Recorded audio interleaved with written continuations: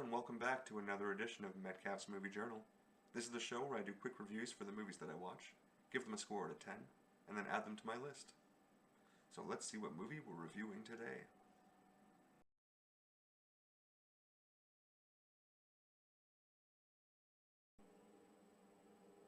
On March 9th, I watched Irresistible, which came out in 2020.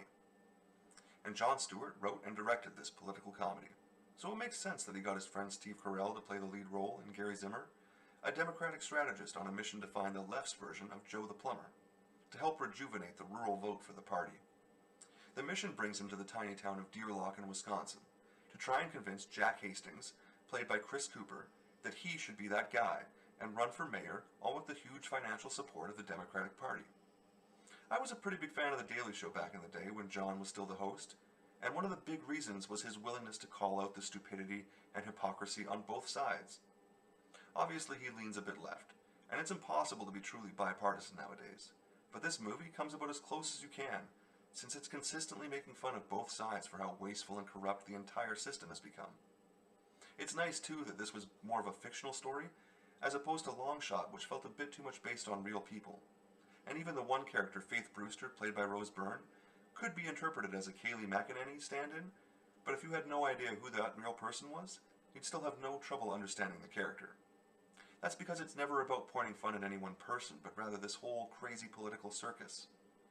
Steve Carell is quickly gaining a solid reputation for me as a dramatic actor, with things like Welcome to Marwen and The Big Short really standing out. But his character here feels a bit too much like Michael Scott with swear words, so it was difficult to take him seriously. It's always one of the biggest problems facing actors who gain most of their fame by playing one character on TV. Trying to re-establish themselves as separate from that character can be extremely difficult.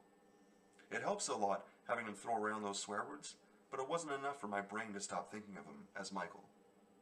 This was definitely reminiscent of Long Shot in subject matter, but Irresistible was smart enough to completely drop the romantic element and focus all its attention on the political aspect. Chris Cooper deserves special mention too, because he's consistently one of those actors that simply makes movies better by being in them. And I don't think many people would even know his name, but his impact is a very real thing.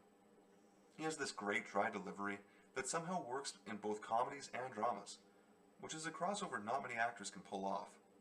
I thought he was great in Me, Myself, and Irene too, but if you're looking for his best work, I'd recommend October Sky. Irresistible stands as an example of a perfectly average movie. It never did anything wrong per se, and I was never bored or wishing it would end, but I also can't point to any wonderful moments that blew me away, or jokes that had me rolling in laughter. I think maybe in the quest to make a totally unbiased, bipartisan movie, they succeeded in making a movie that nobody could either love or hate. I'd be surprised if anyone had super strong feelings about this movie either way. The most common response is probably just meh. I ended up giving it a 5 out of 10, and it landed at number 960 on my list, putting it right here, in between Friday the 13th, the final chapter, and Cars. Thanks for watching. Thanks for watching another edition of Metcalf's Movie Journal. Be sure to click like and subscribe for new videos every week. And if you have a movie that you really want me to watch, be sure to drop me a comment.